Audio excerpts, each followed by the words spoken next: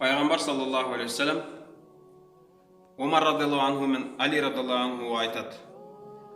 Йеменнен Уайс деген бір жігіт келеді дейді қажылыққа. Қарын тайпасынан, Мурат руынан. Тағы да белгілерінде айтады. Қараңыз.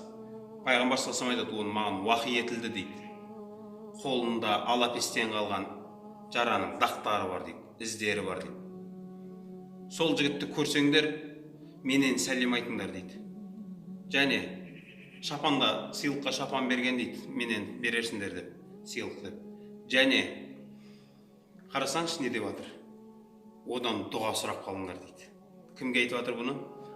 Омар мен Алиге радиаллаху анху. Одан дұға сұраңдар. Айтыңдар, бүкіл үммет үшін дұға қылсын. Және өздеріңе де дұға сұраңдар дейді. Болды. Содан Омар радиаллаху анху күтеді. Жылдап күткен дейді бұны. Жаңағы қажылыққа адамдар келеді ғой. Йеменнен келгендер тұрсын. Тұрады бәрі. Отырсын бәрі. Қарын тайпасынан басқалары. Олар қалады. Отырсын бәрі. Мурат руынан басқалары. Бәрі отырады, ешкім жоқ. Осылай күткен ол кісі. Қатты күткен. Сөйтіп, бір жыл келеді. Тұрсын Йеменнен. Отырсын Қарыннан басқалары. Отырсын Мураттан басқалары. Біреу қалады. Қысқартып айтып жатыр мен. Сонда кімсің деген кезде мен Уайспын дейді. Сипаттарын бәрі кеп тұр.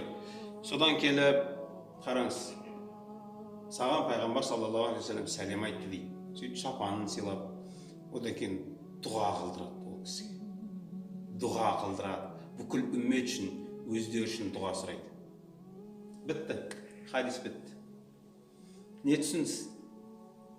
Омар мен Али радиаллаху анху көзінің тірісінде пайғамбар саллаллаху алейхи вассалам сен жәннатқа кіресің деген адамдар. Пайғамбар саллаллаху алейхи вассалам, ей Омар, ей Али, үммет үшін дұға қыл деп сұраса жарасатын адамдар.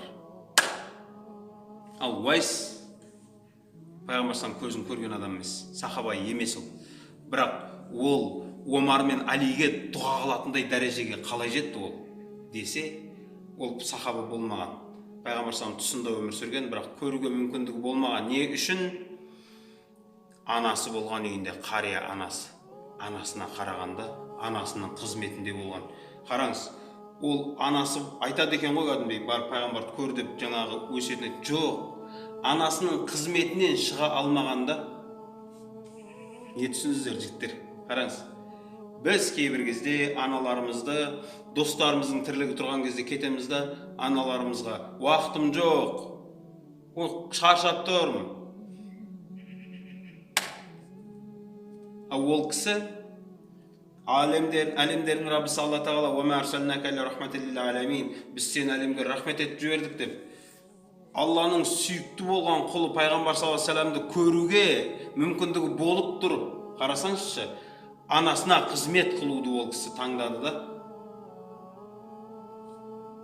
Бірақ Алла тағала оның дәрежесін қалай көтерді. Біз не деген мейірбан аналарымызды кейбір кезде болмашы бір нәрселерге қызметін жасамай кетіп қалып жатамыз. Байқайсыздар ма? Басқа біреулердің қызметінде жүреміз да, не болмаса екі адам бірде айтады, анамыз айтады, тағы бір досымыз айтады, аняқа барайықшы деген кезде біз кейбір кезде анамыздың емес, досымыздың қызметінде кетіп қалып жатырмыз да, жігіттер. Біз білмейміз қай амал бізді түсіріп жатқанын.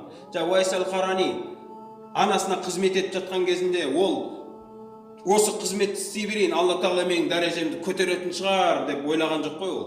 Ол Алла разылығы үшін деп анасына қызмет қыла берді. Бірақ Алла тағала ол кісіні сондай көтерді.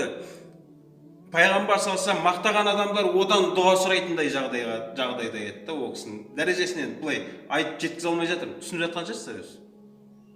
Ал сіз анаңызға қарсы шыққан кезде, анаңыздың қызметінде болмаған кезде, Уайс ал-Қараниді Алла тағала қалай көтерді анасына қызмет үшін. Сіз жаңағы анаңызға жасамаған қызметіңіз үшін Алла тағала сізді қалай түсіріп жіберетінін сіз білмейсіз. Сол үшін бізде көбінесе біздің жолымыз болмай жатқан кезде біздің жігіттер басқа жақтан причиналарды басқа жақтан іздеп жатырмыз да. Бірақ үйде отырған ата-аналарымызға мән бермей жатырмыз. Мен айтқым келген ағайындар, жаңа бір хадистерді біз көп естиміз, бірақ ойланбаймыз да. Қарасаңшы, жаңағы бір адамның дәрежесін Алла тағала қалай көтереді. Ал кейбір адамдар болған, сондай өмірде сондай дәрежелерге жетіп, бірақ ата аналарына қарсы шыққан кезінде Алла тағала оларды жермен жексен қылған небір адамдар да бар.